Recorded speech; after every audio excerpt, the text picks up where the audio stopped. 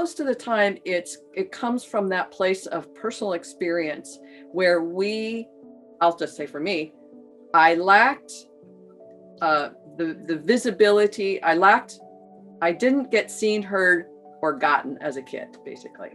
I grew up in a large family, lots of chaos, lots of dysfunction, lots of stuff. And there wasn't a place where I could really feel seen or felt or heard or gotten.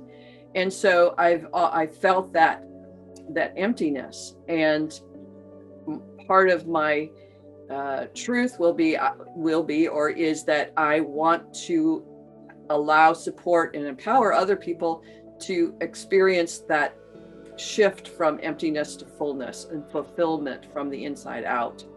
And coming from a place of that emptiness meant that I came from a place of self-hatred, really, and self-loathing, because I felt so empty and I made it about me. It must be me that is so unworthy and undeserving that I just hated myself because I couldn't figure out how to be loved and seen and gotten.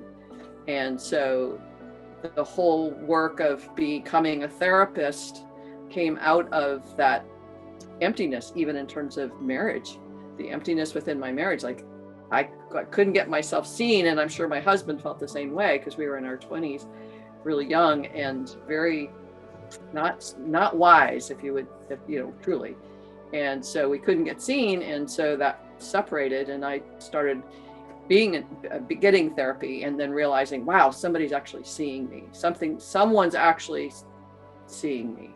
And that began to cultivate that capacity and that wisdom and the wonder and the drive and the calling to support and empower and see other people and get other people. So they get like, wow, somebody gets me. Somebody sees me and knows that, so that it becomes not only okay, but it becomes something that is in essence lovable and worthy of love, regardless of how crazy or insane or dysfunctional it appears. So that's sort of the long answer of it, but coming from, and I think this is true for most people who are working with other people, is we have a lack within ourselves that we're trying to fill. And in so learning to fulfill ourselves, we are then serving and supporting others to do the same. I love the vulnerability and transparency in that, because ultimately it does speak to the fact that it always starts within too, right? So if we're not willing to be, as therapists, practitioners, any of these things, if we're going to be in service to someone else, the first person we have to start being in service of is ourselves. Yeah. And that speaks directly to this self-love, right? Yeah. We can't pretend like we've got it all together for the sake of appearance that we've got it all together. Yeah. And that's, you know, it's part of self-love to come to a place of going, hey, look at me, I'm doing something great. But that can be a facade in a sense, like, hey, it feels good to do this, but there's something else that's lacking in me. There's something else that's not being seen. And those things show up when it's like, why can't I get a husband? Why can't I get enough money? Why can't my career take off? Why can't my health be better? And it 99.9% of the time comes down to some level of a lack of self-love and appreciation. I wrote a blog that I think will get posted on Svivera at some point. And it's in the title is Stop Trying to Like Yourself. Yes. And it came out of a conversation with a client of mine who is 400 pounds and brilliant and wonderful and sensitive and just an amazing human being. And he's out of integrity with himself. He doesn't value himself. He doesn't respect himself. When I say he's out of integrity, he says he'll do something and he doesn't do it. So mean what you say and say what you mean. So at the end of one of our sessions, very end of the session, he said, so why don't I like myself? And I said, stop trying to like yourself. And it's like, if that flies in the face of all the self-help, right? Stop trying to like yourself. Start by noticing where you are out of integrity with yourself. Where are you lying to yourself? Where are you denying or avoiding or distracting yourself from your own knowing, your own experience, your own sensations? And that was one of the conversations this fellow had. I'll call him Matt. He's like, I don't want to feel what it feels like to be me. So I eat so much so I can feel that discomfort of a distended stomach and my sugar levels are out. I'd rather feel that than feel myself.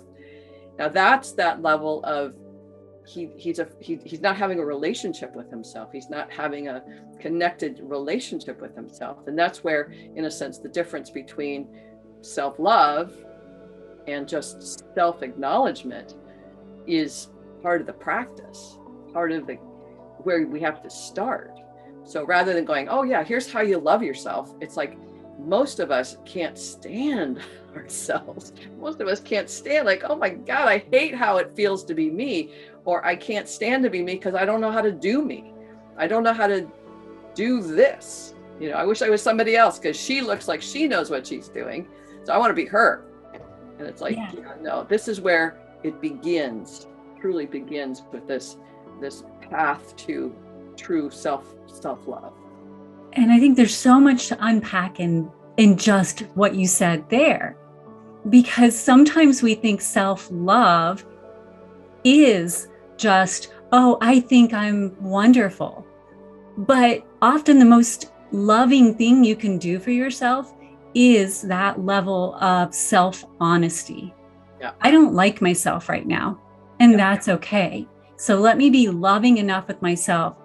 If I truly love, like I love Austin, and sometimes the most loving thing I can do for Austin is to be completely, kindly honest with him. Yeah. So why wouldn't I do the same thing for myself? Because the only way that I can grow is to be fully honest with myself. That's right. And accept the things that aren't working for me right now. Yeah.